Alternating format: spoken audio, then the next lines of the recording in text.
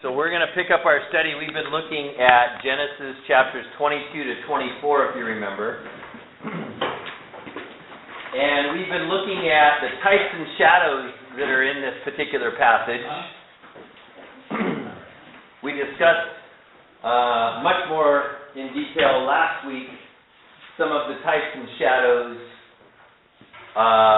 that were existent in the passage for us to realize how in this, God is trying to use Abraham to represent himself as the father. Sarah represents the nation Israel. Isaac, Jesus the son. The head servant, the Holy Spirit. And Rebecca representing the church. And so where I wanted to start today was, because I have another segment that I want to look at, and that is how the head servant, when we stop seeing him in the type that he represents and we start seeing ourselves as that servant, now we want to reflect on what we're learning as a servant of God, how we're to conduct ourselves. But before we move on to that step, I want to ask, were there any other things that you had written down in your notes that you discovered in the types and shadows of the outline I just gave that we need to make sure we bring up before we move on?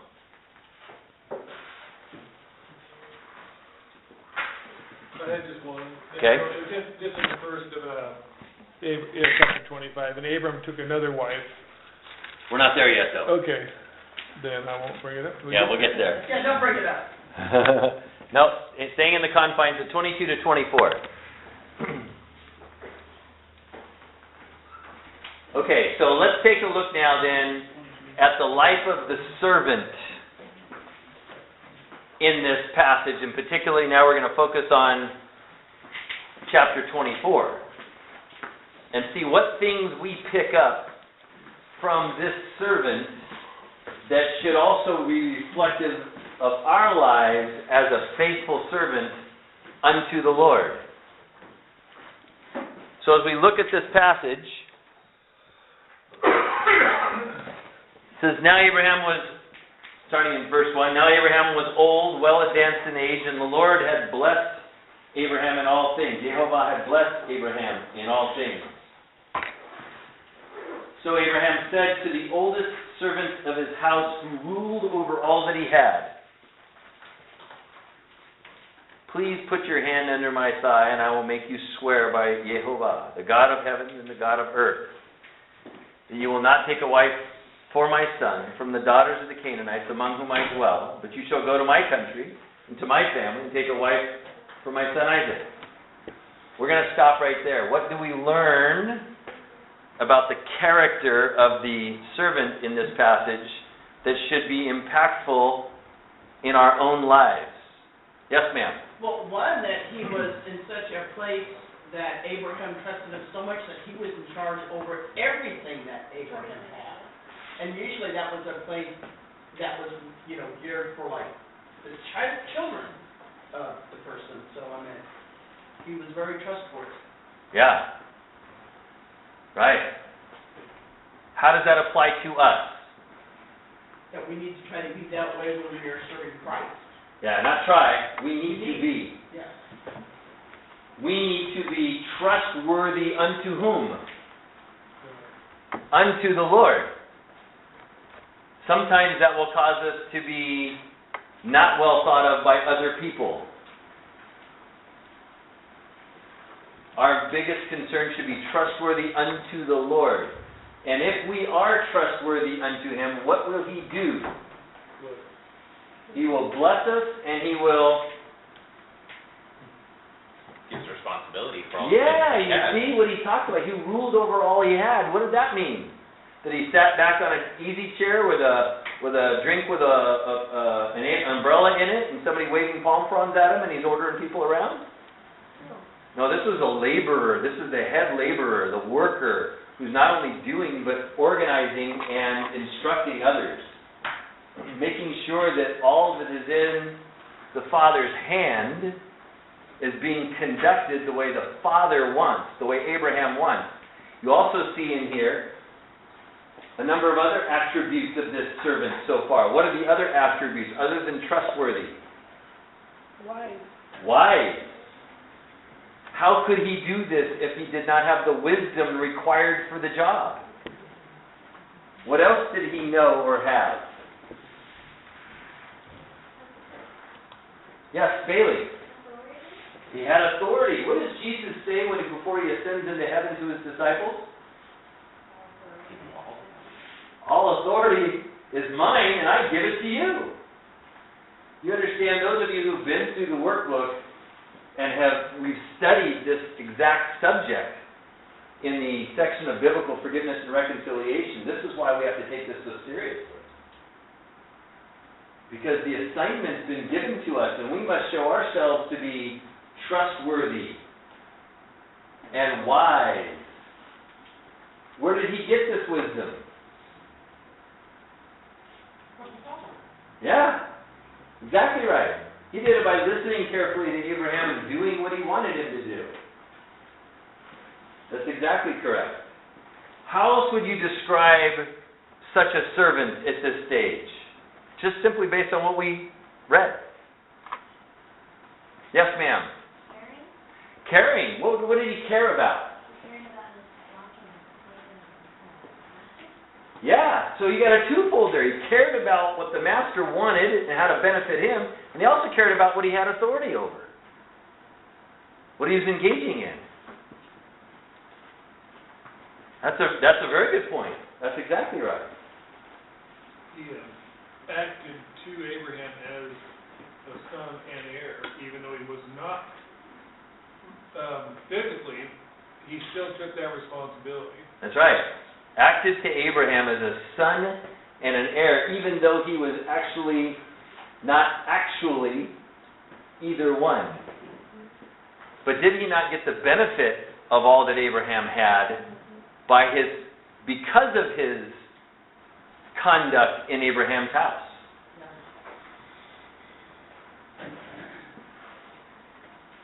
Another attribute might be what else? How else would you describe this servant? It's not a word, but willing to do it in the best interest of his father. Willing to do, actually, and I'm going to change one of your words. Instead of willing, I'm going to say interested or dedicated to doing the will of his father. You know, there's a willing thing, like Howard says to Howie, go make your bed. Okay, you know.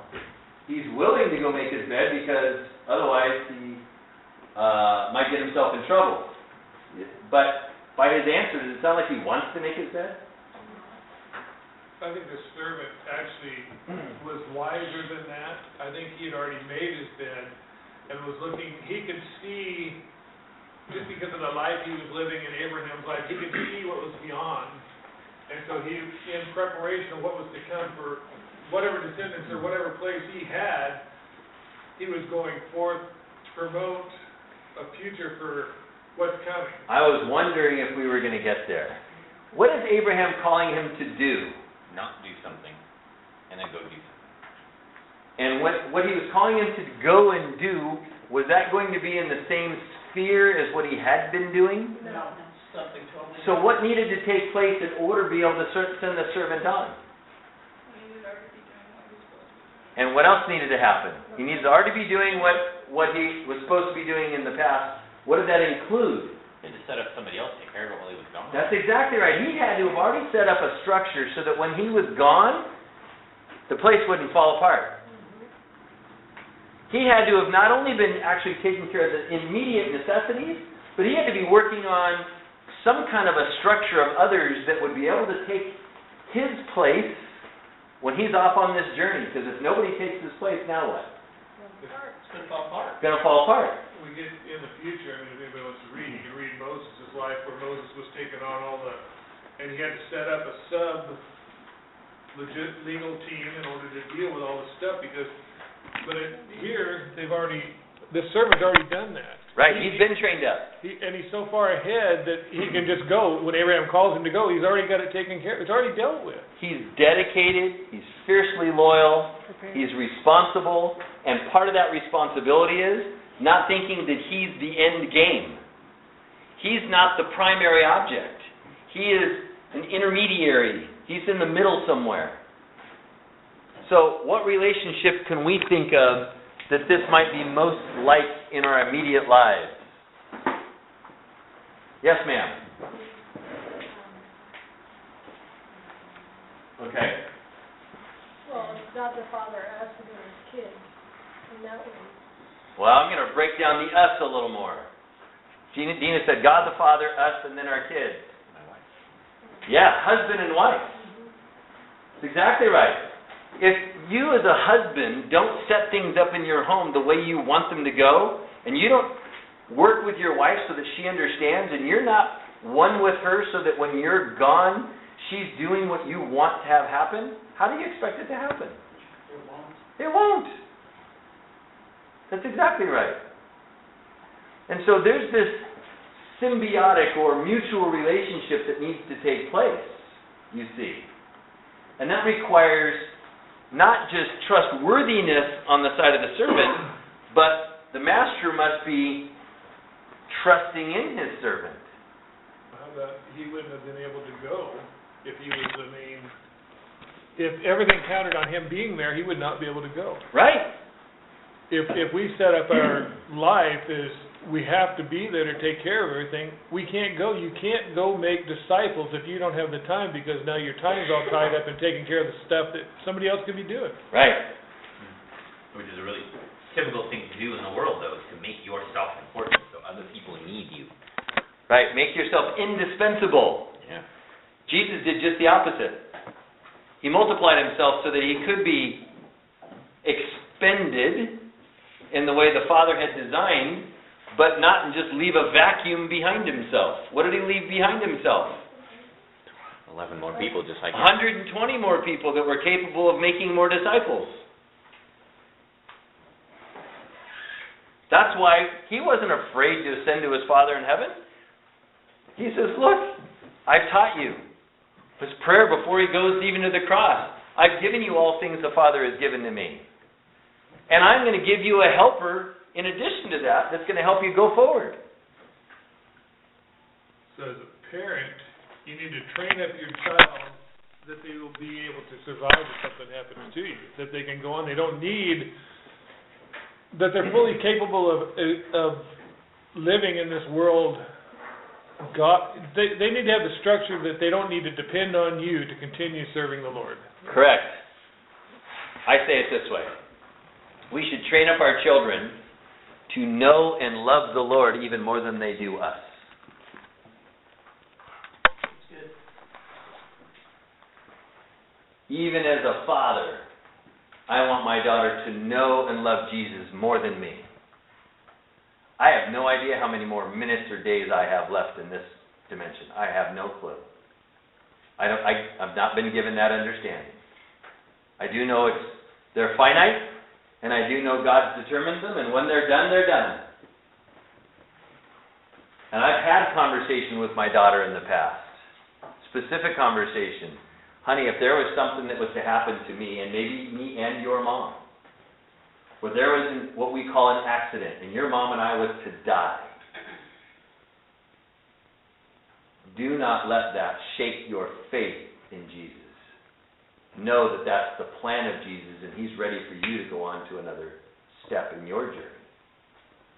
But don't let the enemy cause you to doubt your faith in Jesus because your mom and I came to an unknown, unpredicted, but sudden end in this dimension.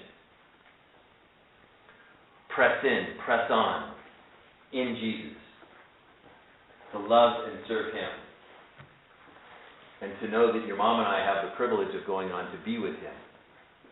And our hope is that you're going to join us there as you walk faithfully with Him the rest of your life. Our goal has always been to raise her up to know and love Jesus better than ourselves. And so when we talk to her. First of all, when we consider what we're going to say to her, or what we're going to do with her. And then when we do speak to her, or we do train her in something or some way, that's the objective, you see. The objective is to help her know and love Jesus more than she does myself or Dina. Because there's going to come a day when, one way or another, unless the Lord comes back before Dina and I expire in this dimension, there's going to be a separation of that time. And I remember, as fragile as I was, at two different times in my life. The first one, I was 15 years old. And the last one, 31 years ago, I was 21 years old. Is that long ago? No, 31 years old. 32 years old, sorry. 32 years old. And my mother died when I was 32 years old. Passed away of colon cancer. I remember, because I had no one in my life that had trained me up in the Lord, and I had no other man who had come into my life to teach me to be a godly man, and I had no other influence to help me really walk with God. Although my mother loved the Lord, she lacked any real capacity to teach anybody else about the Lord. She'd never been shown, didn't know how. And she wanted to just talk about it's important to love the Lord, but she had no groundwork to teach her how to teach other people to love the Lord and walk in His ways and to value Him and all the discipleship that needs to take place. And so when she died and I was 32 years old, I was crushed. And so in this story, I understand Isaac's challenge, as we're going to get to take a look. And it's interesting that his grief period, my grief period, were very similar. I did not get over the death of my mother quickly. As a matter of fact, at that time in my life, I was very, very close to her. And so her departure brought me much confusion. I had nobody mature around me in the Lord to help me understand any of the challenges I was facing. I had a corrupt stepfather. So it was a very challenging time in my life. And if that were to happen to my daughter, where I was to be taken away and or Dina was to be taken away, I want her to have been taught already, to be prepared for that to take place in the Lord's timing and not allow that to shake or displace her faith. We've had these conversations, haven't we? And so to be purposeful in these ways is real important. And it starts way back here in preparing them to know the Lord and to walk in His ways. Why should they value Him? Who is He really? Why is that so important? And how to filter every thought with this in mind. Govern every word with this in mind. And manage every work with this in mind. Is that not what we find this servant being described as, one who does this? That's what's tremendous about this story, is this servant who is called upon now to do a great privilege. He's been given a great privilege for the Father to ask him to do this on his behalf.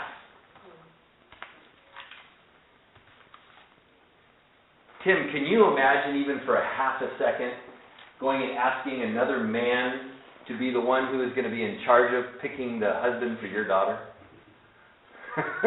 I know how much you love your daughter. I couldn't imagine that. Jeff, could you?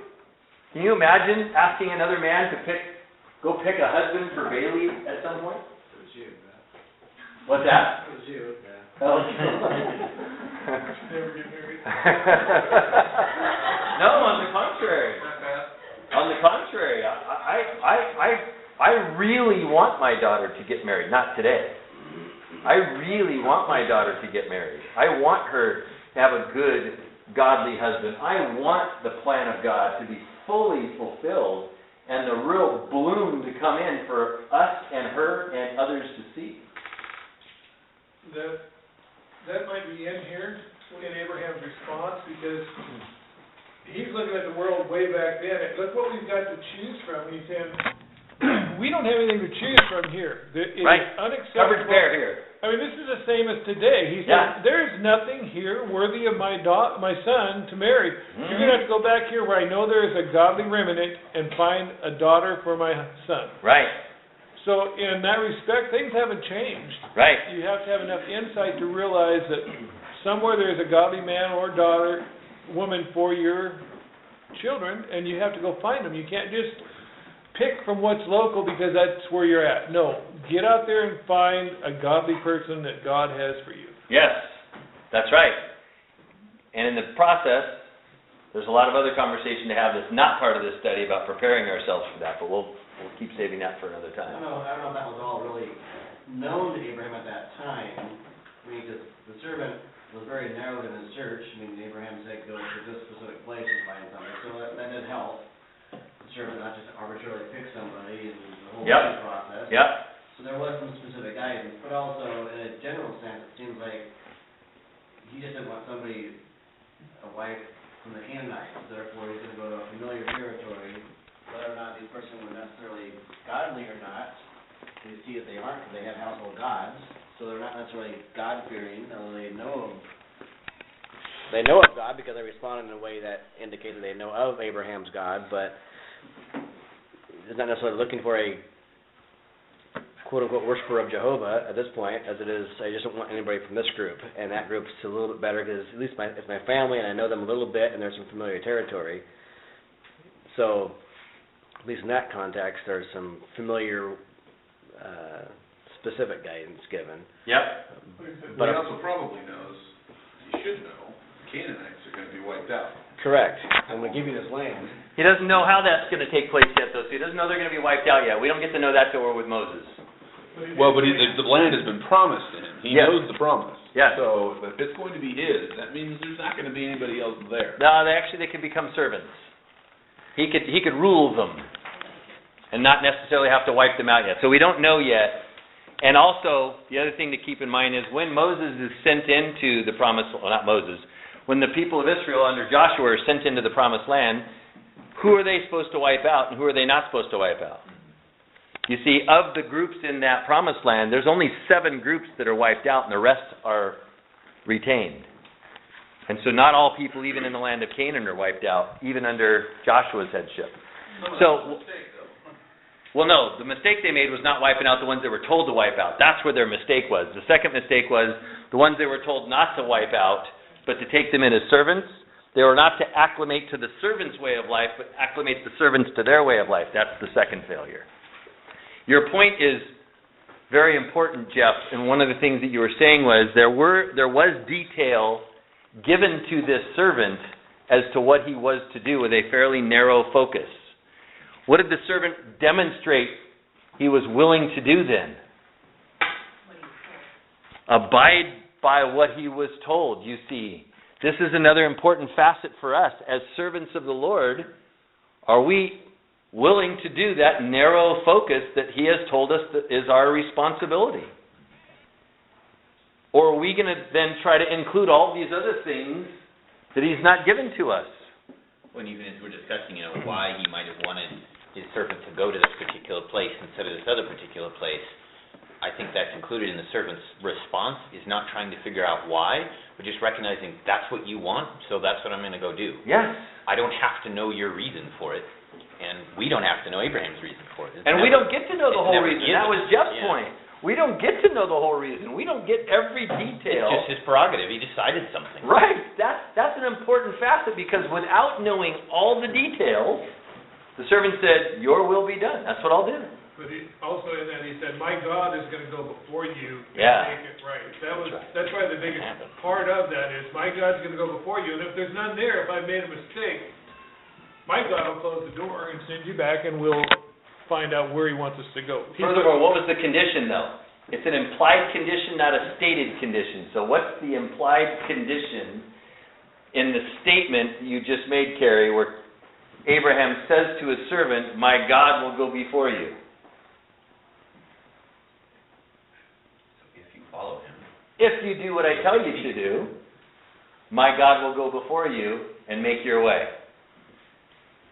You know how many people I've met in my life who tell me that they're following Jesus and they're not going his way? 90% of them. A lot of them. They'll claim, but it's not true. Because the evidence is they're doing something specifically contrary to the instruction given to us.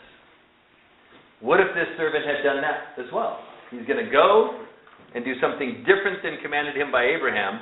Would the God of Abraham have led him in that way? No. The answer is no. You see how many things we can pick up from such a short passage of understanding how it applies to our particular life. What is God teaching me about his call upon my life? Well, he gives me a servant that plays a key role in the story of Abraham's life to teach me a lot of things about what he wants of me and how I look to him to love and serve him. And then even as kids, I see the three of you are out here.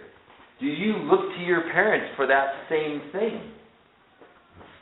Parents, this should cause you to be very careful. Very purposeful in your life, because you've been given little ones to look to you this way. You need to teach them to look to you this way. So what must you also be demonstrating? Yeah, because if you're not, guess what you'll teach them to do? That's exactly correct. That's exactly correct. And so this is an important understanding for us to take. As a servant of the Lord, this same servant, how did he have confidence to go off and do this? What did he teach those people to do? Abide in what Abraham's wishes were while he was gone, didn't he? That's what he taught them to do. It's in this same way that fathers, you can teach your kids to listen to their mother the same way they're supposed to be listening to you while you're gone. And dad and mom, if they're off with another adult that's authority over them, how they should be listening to that adult, because mom and dad have vetted them properly to know they can trust you into their care. And if we haven't, why are we trusting our kids into their care then? Yeah. Because what if they teach us to do something the opposite of what we want? See, this is the danger of where we go put our kids. What if where we're going to put them is going to teach them to do something the opposite of what we want? Do you think this servant took that risk with the ones that he had responsibility over? No. Do you think any of them were confused about what the wishes were when he was gone? No. Not a chance.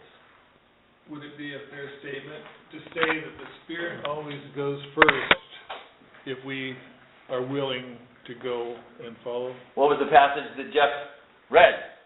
Romans 8:12-14. Mm-hmm. Those that are led by the Spirit of God, these are the children of God. That's verse 14, isn't it? Yes.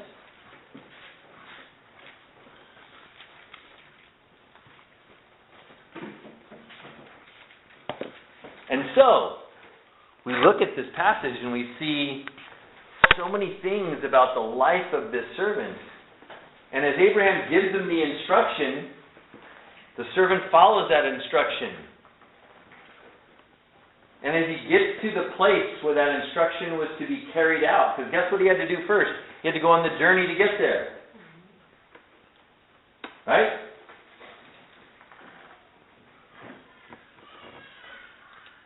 So he was following the Spirit of the Lord, just as we are, on that journey, for the purpose of doing what? will. The Father's will. That's what he stayed with the whole way. And when he got to the end and he wasn't sure exactly how it was going to take place, guess what he did? He prayed. He prayed. He said, okay, Lord, I need you to show me that what I am doing is your will. I need you to confirm for me that what I'm about to do is what you want me to do. I need you to lead the way.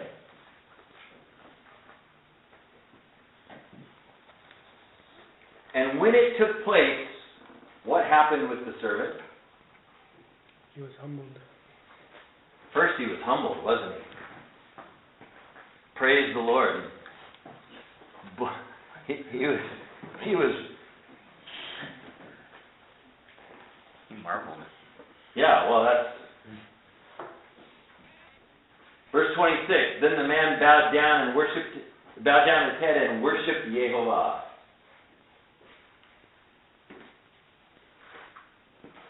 When we look at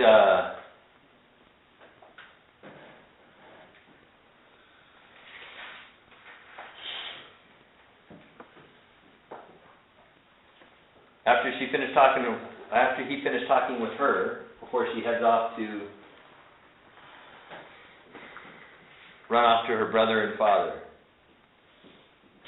he's humbled. He bows down and worships. He marvels. He's been a servant in Abraham's house now for some period of time. He's probably seen a lot of things at this stage. And when this takes place, he still marvels and is humbled and worshipful unto the Lord. That the hand of God is continually upon him and Abraham. Another attribute that should be present in our lives. Down at 21, it says, "And meanwhile the man was gazing at her in silence to know whether the Lord had made the journey successful or not." Right? I mean, he wasn't talking, he wasn't asking questions, he was observing to see if there's something contrary to what the Lord had said would take place. He was really meticulous in making sure that she met all of the requirements of what he had asked the Lord to.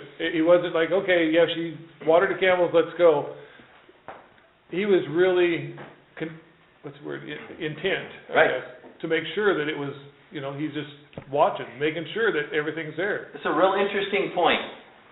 So, the servant lets Rebecca know how much of his plan before the test is completed. None. 0. We in our plan, however, oftentimes do something very different than that. It would be the equivalent of if we were the servant in the story, we would go and we would maybe even pray the same prayer that the servant prayed. And then when Rebecca arrives, we might start the conversation even the same way with her. But we might say, now if you do this and say that, then I'm going to give you gold and jewels, and I'm going to make you a princess of my prince, my master. In other words, we load the whole situation up in advance. You follow?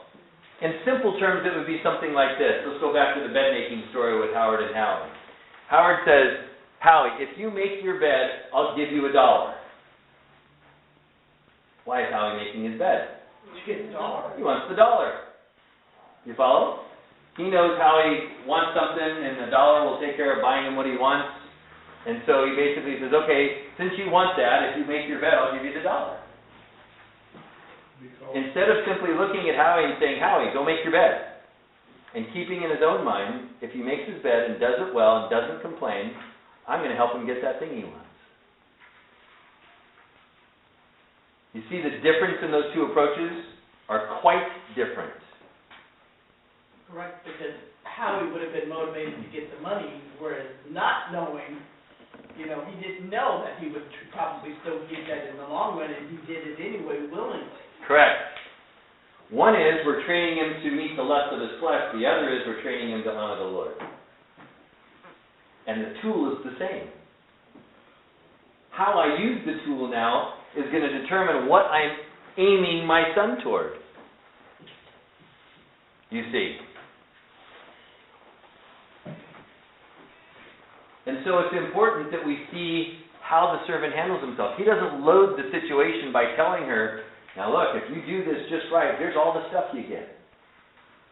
Which could have made some sort of logical sense, because that's what his master told him to do. Go find somebody from that place to be a bride. To be the first lady he comes across, and okay, cool, this is what I want to do for you. Look, I did what my master wanted, let's go home. Right. Instead of letting God set everything up. It's like leading a witness.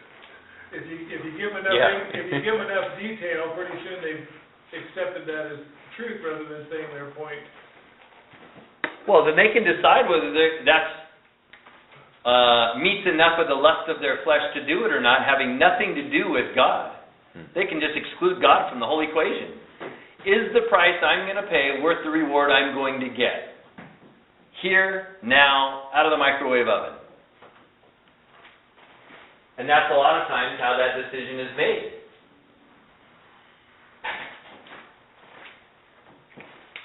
So it's important that we also, as we go forward in sorting out what the will of the Lord is and finding the path that He wants us to take and engaging because the servant was doing what his master wanted, but he wasn't giving away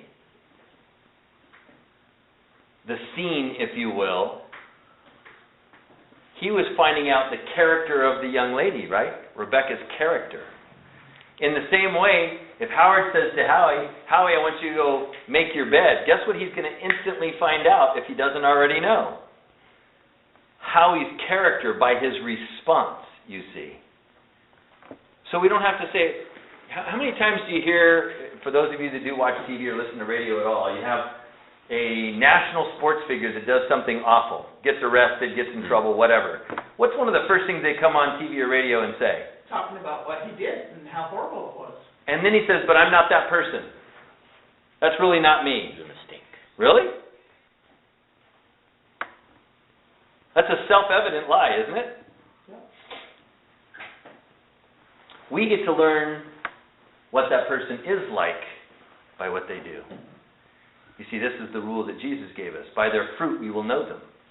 In the same way, Howie's response to his father will determine what his current level of character is and give us understanding as to what we need to do to invest in his life. No different than I, as your pastor, would do the same thing in your lives. Believe it or not, adults need to do it to adults too. Because in the process that we have going forward, it's my responsibility to train up everyone in here. And so I have to do the same thing. And sometimes people like it, and sometimes they don't. As adults, when they don't like it, they have the ability to go somewhere else.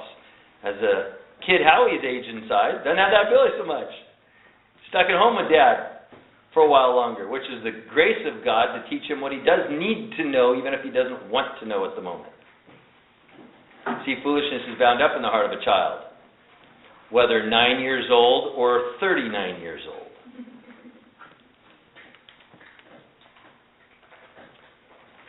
Or 59 years old, huh, Carrie? Right. So, these are great helps for us when we look into the Scriptures to learn things about what God's trying to teach us. And some of them are a little more difficult to pick out. And that's why diligence and intention and commitment level and interest level becomes so important. I've drawn up here on the chalkboard a series of timelines. These are a series of timelines. Timeline number 1 is Abraham's life.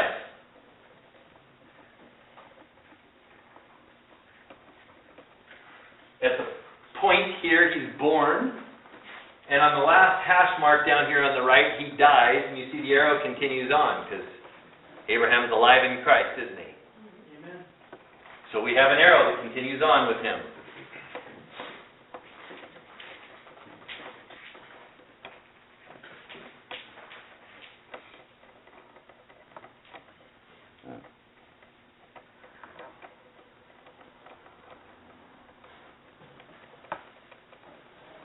Don't know that one.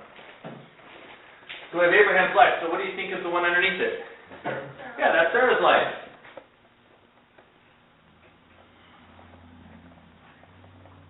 Okay. So what's the age difference between Abraham and Sarah? 10 years. 10 years. That's right. This span to this span here is about 10 years. We know this because the scriptures tell us. Okay? And we get up to this point here begins whose life? This is Isaac's life.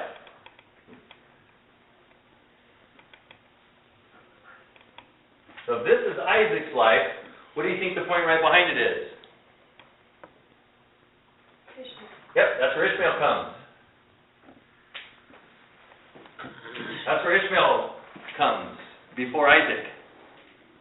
Somewhere in a short distance before that. And so before Ishmael, what was the major event that takes place in Abraham's life? He left the home. Yeah, he's called out. He's called by God. Now, how old is Abraham when he's called out? 75. 75. We're 75 here. That makes us 65 here with Sarah. Okay? Now, how old is Abraham when Isaac is born?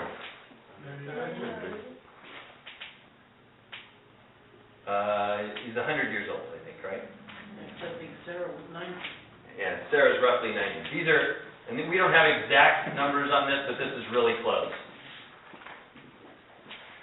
When they say 100 years old or 99 years old, it could be anywhere in that year period. So, okay?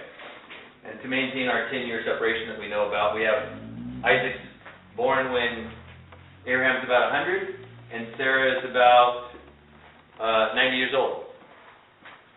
How old is Isaac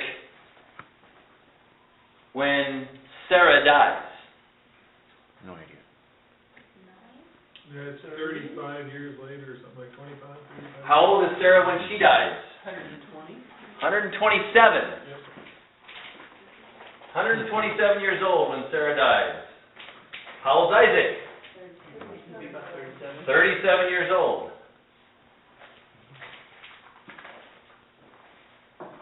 Okay? Whose lifeline do you think this is underneath Isaac's? Rebecca. Rebecca's, right. This is Rebecca's. And we don't know how old Rebecca is in the story, but we do know this. How old is Isaac when Rebecca comes into Isaac's life? 37 years old. Nope. 40 years old, that's correct. Isaac is 40 years old when Rebecca comes to Isaac. How long does Isaac mourn for his mother? 3 years. 3 years. When we read through the story, if we're not careful to pick up all these details, we wouldn't know that Isaac's been mourning for 3 years. Do you understand now why Abraham calls his servant and says, we need to find a wife for Isaac? Misses his mommy. He's been mourning his mother's death for 3 years.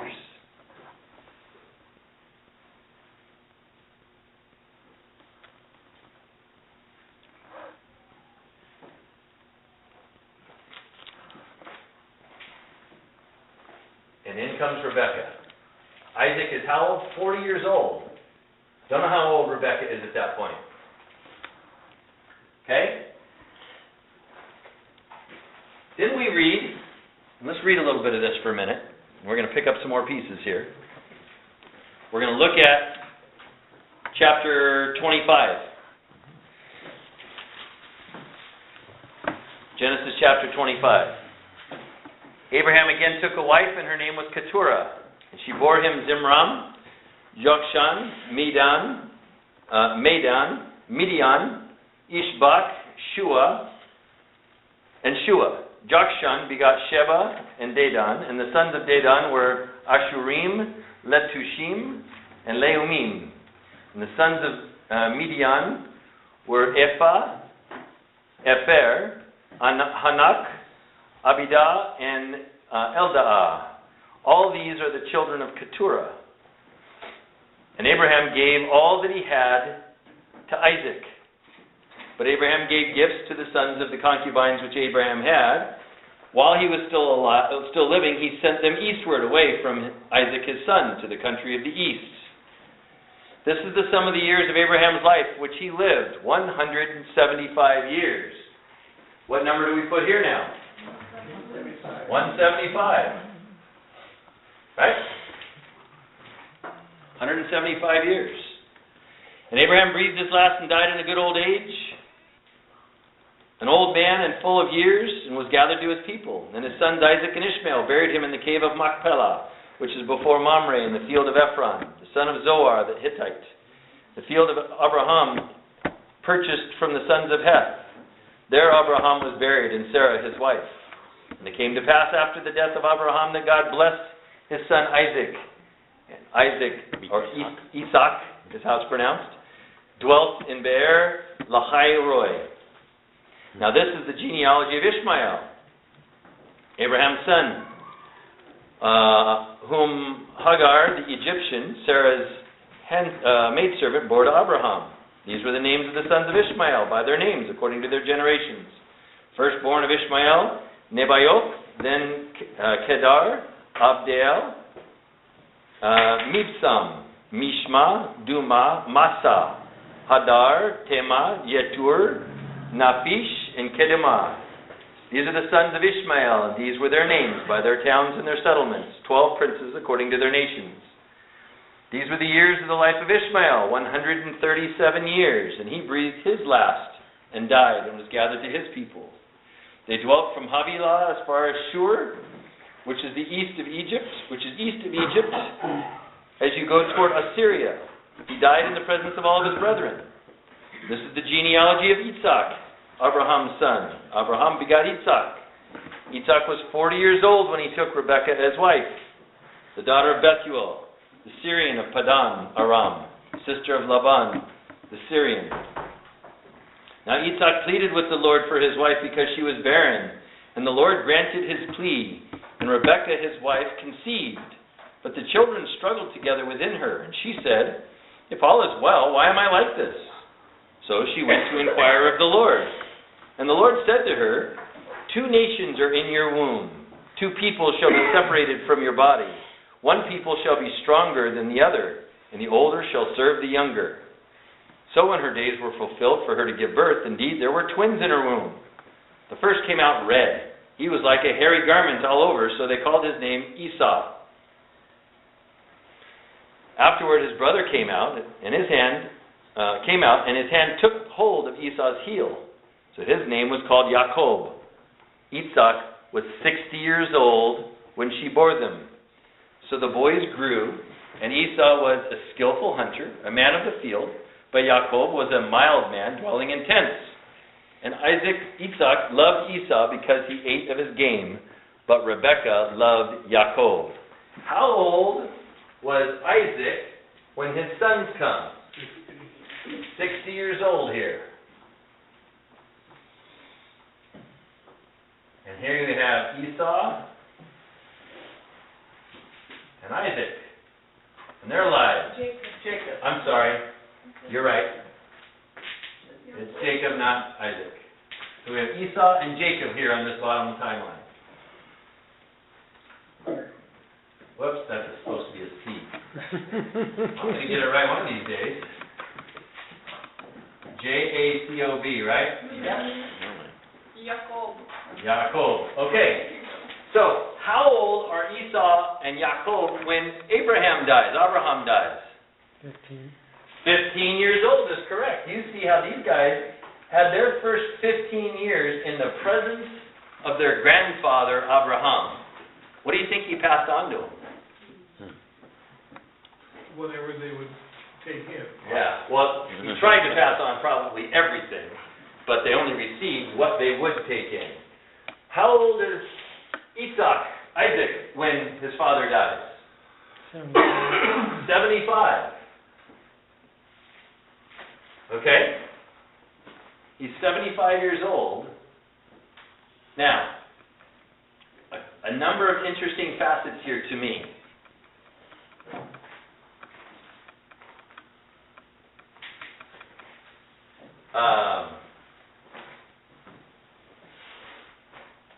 Three years for mourning that Isaac had. Is that interesting to anybody else in the room, and why? There's the 3 days that Jacob was dead to his father. Isaac was dead to his father. Yeah. 3 days that Isaac was dead to his father. Why else would 3 be an interesting number to you? Christ was in the tomb. What's that? 3 days for the resurrection of Jesus. Yeah, 3 days in the tomb, right? And the father would have mourned for him for 3 days. Not that he, I don't know. 3 periods, though. You see how this is interesting. Now, another thing that's interesting. How old is Isaac when he meets Rebecca? 40. What's interesting about 40? 40 years in the desert for 40 years in the desert for the nation Israel to wander the desert. 40 days of rain fell during the flood. 40 days of rain, the torrent of rain coming out of the heavens. 40 days Jesus was tempted. 40 days Jesus was tempted in the wilderness. Wasn't Moses up on the mountain for 40 days? Moses, how many times? Twice on the mountain, 40 days and 40 nights. Yeah, he also fasted for 40 days. Yeah. You see, interesting how this number 40 comes about. Now, Isaac was how old when he got married? 40. When do you think he wanted to get married? Well, Teenager. I mean, you can't answer the question definitively, but here he is. He's the only son in the camp of a wealthy man. What would stop him from wanting to be married? Well, you haven't stopped him getting married, maybe, but maybe not stopping him wanting to be married. But I see Isaac here until 40 years old, desiring that companionship potentially. At some point, begins back here and goes forward. When are we pretty sure it begins? Death of his mother. That's right. Because we're told by God that the arrival of Rebecca, excuse me, sweetheart, the arrival of Rebecca comforts him from the loss of his mother. I think that's a very interesting subject. The reason I keep bringing this up is, where did Abraham get the promise of the son that was to come? How old was he? 75. When did that son come? 25 years. 25 years later. Esau didn't even pray for kids till he's 60. Who? Isaac. Isaac? Probably started when We don't know when he prayed for her, because typically the way that the culture would have it done is, when you take the wife in, you have a week together, and the purpose of that week is to try to get her pregnant. But didn't he say that his wife was barren, and so he Right. petitioned the Lord at whatever time? I think that's closer to when she Sure. was 60, because then she got pregnant right away, just like Sarah did. Right. After It just says he pleaded and then the Lord granted his plea. He could have been pleading for 20 years. He could have been pleading for 20 years. We don't know that part yet, right? Right. Given how long he waited. But given his condition, his wealth, his being the heir to his father's household and all that he had, is there any reason we wouldn't think, and especially culturally, every man in the culture, especially men who had wives, particularly, their goal was to have what? Lots of kids, and particularly which kind? Males. He's looking for a son. Okay, so chances are he did not wait 20 years to ask the Lord for this son. In the same way, Isaac's been trained by his father now for 40 years by the time Rebecca gets here. if Abraham is teaching the servant to seek following the Holy Spirit, what do you think he's taught Isaac to do? Not making the mistakes he made. Yeah. Try to avoid the same mistakes I made. And one of those things we would expect him to teach Isaac was the same thing he said to his servant. Right? Which, in our types and shadows, we see how that's a type of Jesus as well in the flesh, because according to the Scriptures, Jesus is empowered by the Spirit, led by the Spirit, and taught of the Spirit. So this also shows kind of the frailty of fragility of Isaac, because if you're suggesting that he was teaching Isaac at the same time, why didn't you just send Isaac to go find the wife? But because of the idea that he's fragile in the comforting of his mother, maybe the fear of Abraham was, I don't want to just go find somebody just to take care of it. I want to make sure we find the right one, so you're in no condition to do this, so I'm going to send my servant who has... Maybe the wisdom of Abraham here, huh? Of finding the right person so you don't make a mistake in your desire to move on, that we find the right one. Therefore, the idea of sending somebody else instead, even though he still may have been training him to be God-fearing, the humanity of it is you're still frail and fresh from it's still 3 years, but yet you're still wounded at some point. We want to make sure you don't make a mistake. Not that I don't trust you, but I want to make sure it's right. So somebody that's not going to have the personal connection is going to go take care of it for me. Right. Yeah, could be the wisdom of Abraham, recognizing exactly what Jeff's talking about and taking the appropriate steps to make sure that the emotions of Isaac don't make an error that he's going to pay for the rest of his life. Guess what Abraham is currently doing at this time when Isaac is 40 years old? Yes, ma'am. Well, he is helping him, but guess what he's paying for? You don't think Abraham has that knowledge well ingrained within him as to the errors that you can make when you make emotional decisions? Look at the consequence. I mean, Abraham has sent away Ishmael. He didn't send him very far, though. Well, we read it and it sounds really close. It's not like Glendale and Azalea. Well, yeah, one of the things that Ishmael came back and buried his father with him. Sure, they would have sent messengers back and forth. Remember, he's also got messengers going back and forth from Haran down to where he is, and that's a couple 100 miles. And that's a trek somebody had to make. So, and they did it, because that's what a servant did. There's no indication there was hatred at that point between the... No indication there's any hatred or disparity at all at that point. And we can see by the children of Ishmael, he's prospered. Another thought, if Abraham has trained up Isaac as he's trained up his servant, so now that the servant's gone, there's a period here where Isaac might be in charge. It might be not only is he gone to do that, but there's a training period here. Isaac might be the one that's running stuff. We don't hear that, but that's a possibility that he is, and he's getting tested here while the servant's gone. Hey, servant's got something to do for me. You need to be taking care of this stuff. Let's see how you do. Yeah. It's possible. How many different lessons are in here? You don't need to necessarily get an exact number, but aren't there many messages in here about the importance of us having patience and waiting on the Lord for things that are non-essential? If the Lord doesn't go first, you're just asking for trouble. Yeah. These are all essences of blessings in these people's lives, asking the Lord for a blessing, and the importance of learning to have patience and waiting on the Lord and His timing for that blessing. We can see Abraham, he's 75, and he's told to leave his father's house and that He will make him a father of great nations. And he had no children at that point. What do you think Abraham had already wanted for some years? Children. He had a wife that was barren. And God says to him, look, I've heard your cry, essentially, and you got to leave here, go where I'm going to lead you, and then I'll make you a father. of many nations. And Abraham knew that meant a son, by the way. Sure.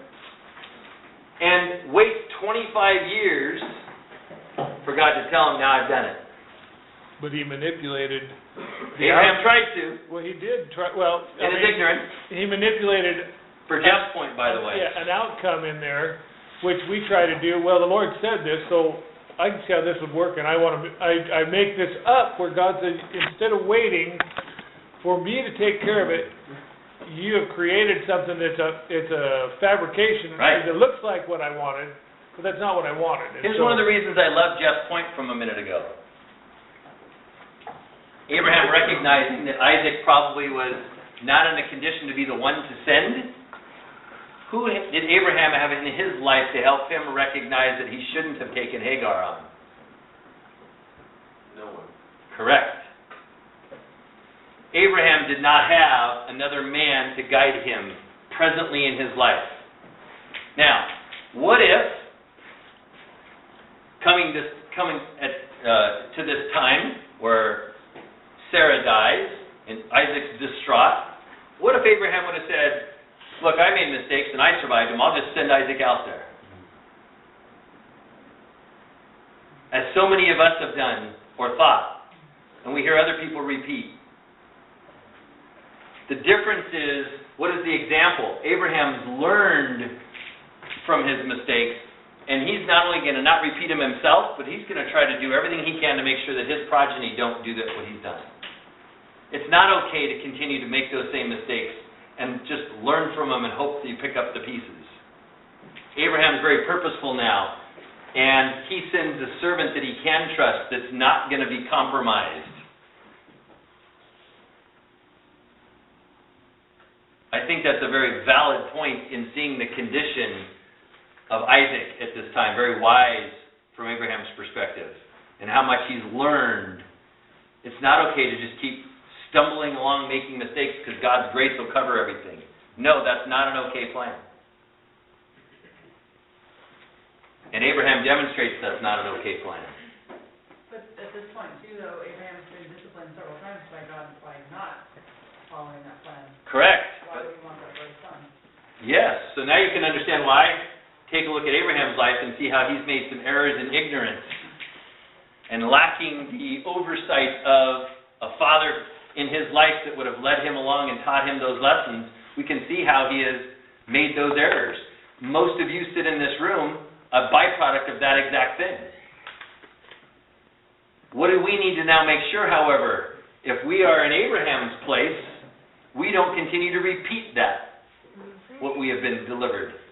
We are now different people. We, now having learned from the Lord, will purpose ourselves to teach and to be wise and to be careful and not to just stumble through and hope God's grace will cover everything and pick up the pieces. Because you know what? A lot of times it's not. And it takes great challenge and great circumstances oftentimes for those pieces to be able to be picked up. Look at the patience Abraham demonstrates in his life. Sarah demonstrates in her life. Isaac demonstrates in his life. Rebecca demonstrates in her life. How long did Rebecca wait after she was married to have kids? 20 years. 20 years before kid one came. When you see the lives of the ladies in the scriptures, when they get given in marriage or they get married, what is their greatest desire as we look at the scriptures? Huh? To have kids. Have kids, particularly sons. Not that they didn't like daughters, but they thought that was the favored place with their husband and in the community, was to have the kids. The wedding period definitely came, whether you say patience or not, it still came with strife, because even 20 years of actual getting pregnant, they were trying. Sure they were. So even in that waiting period, I don't know it's hard for me to say if they were even patient. I mean, if they weren't patient, I guess you'd find a different solution. But the issue was, it's hard to be patient because you're still wanting it, and you're sort of, maybe as it's pleading with the Lord, there's almost like a grief in there. There's struggle and strife Sure. and frustration that's not happening. They're waiting, but they're not just waiting, okay, well, we'll just wait until you give it, you know. No. They're striving to figure it out or wanting it to work, and it's a struggle in there, in that time frame. And they were attempting, I'm sure, many times without success. Right. And so the lesson here isn't to model how we conduct ourselves the way Isaac and Rebekah did for the 20 years they had patience, because we don't get to know that part of the story. The lesson is God teaching us, however, that the desires of our heart and the blessings that we seek sometimes require us to have patience before they're going to be fulfilled. Right. We don't know that Isaac and Rebekah did it well at all at this stage. Well, they knew if God was even going to give them any. They don't even know if they were going to actually be granted children yet, right? And you see Isaac pleading with God, please God. Now, what do you think Isaac knew at this point that his father had taught him? He was The going to be mistake nation. he made. No, before he gets the mistake. The father of many nations, so. What did Isaac have to have in order for the promise of God to be fulfilled? Boys, What do you think the devil was doing in Isaac's mind now, before he had the kid? It's not gonna happen. I can tell you know by the smile on your face.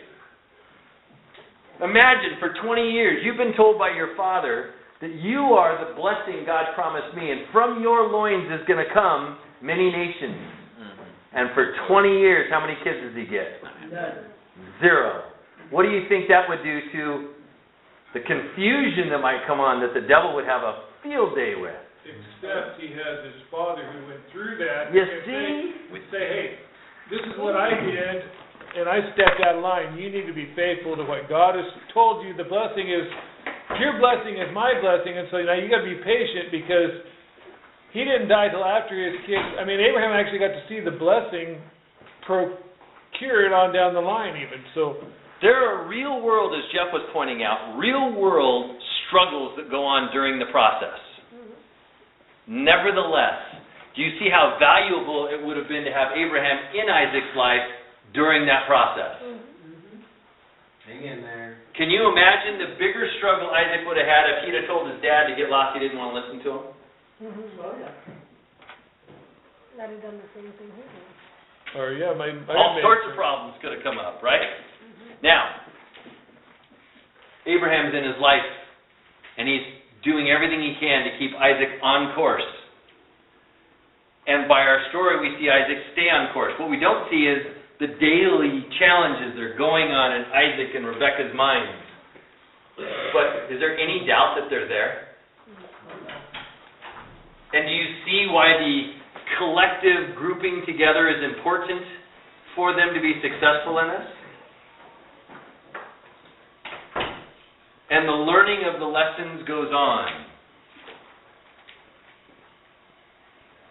How many of you thought you could learn such things from a timeline? You see, it's interesting, when you take the time to break down the whole picture that God gives to us, there's a massive amount of things that we can learn. This is why Jesus phrases it this way: if we hunger and thirst, then we'll be filled. But if we approach it kind of like Howie might with making his bed, oh, all right, we're not going to get much. Not picking on you, Howie. I'm just using it as an example again. I'm sure you never answer your dad like that, right? Actually, he doesn't. I'm sure. I don't doubt it. He's not the one that I have. No, I got it. And we can save the rest of the commentary as to what the other challenges are. But you see the point we're trying to make here is it's important for us to. There's a lot of places in our life that we struggle with the timeline of the blessing God wants to give us. Back to Howie again. He probably wants certain privileges that are beyond his maturity level. And it's going to be his dad's responsibility to temper that desire with the growth and maturation to be ready for it. You follow? Dad and mom's responsibility to work together to do that. There's a lot of things we may want in life that are blessings from the Lord. Not necessities. Understand, this is not about a necessity. This is about the blessings that we're seeking from the Lord. And sometimes it requires great patience, great dedication. And what are we to be showing as the servant showed in his life that he demonstrates for us? Faithfulness. You follow? All along the way. All along the way, through the whole journey. And we're having real struggles. Who should we be talking to with those real struggles? Yeah, well, God's one person, but a lot of people, they think that's the whole of their relationship. Their prayer is all they need to do. Who should Isaac have been talking to? Yeah, his father, Abraham. Most of us in here don't have a biological father we can go ask for this help from. That's why Jesus set up the leadership in the church the way he did. This is how we're to interact together. We're supposed to have real-world conversations with one another, real vulnerability with one another, so that real help can be given for real struggle. That's why he set it up that way. Because honestly, if God's original system was successful, neither the nation Israel nor the church would have ever been necessary. Ever. Because his original plan was that fathers would train up and lead their households and everyone in them to love and know the Lord even better than themselves. The fault wasn't in the plan. No, the plan's not the failure. The plan is in those who are called to execute the plan, who chose, instead of the way the servant in this story chooses, to do exactly what his master wants. In the other stories, it's the participants of the plan who choose to do it their own way, and unfortunately get the results of not following the Spirit of the Lord, and ending up getting the results of the flesh. Just as Jeff read in Romans 8:12 through 14. If you live according to the flesh, you will die. And so it's important for us to see how this all works together. This is a great picture and story. And the byproduct of all of this going forth is the birth of twins, which God says is an example of the warring of nations. Can you imagine being the parent where God tells you that and that's what your kids are representing to you? You've been praying for 20 years for children. And your wife, or you, if you're the lady, you're struggling with this pregnancy and you go, Lord, what's the struggle? Well, it's the warring of two nations. They're warring in the womb. It started. Put yourself in the story. What would you think? What would you do? How would you respond? You see, that's what these people were called to do. And always to be faithful to the Lord. We'll pick up the story next time.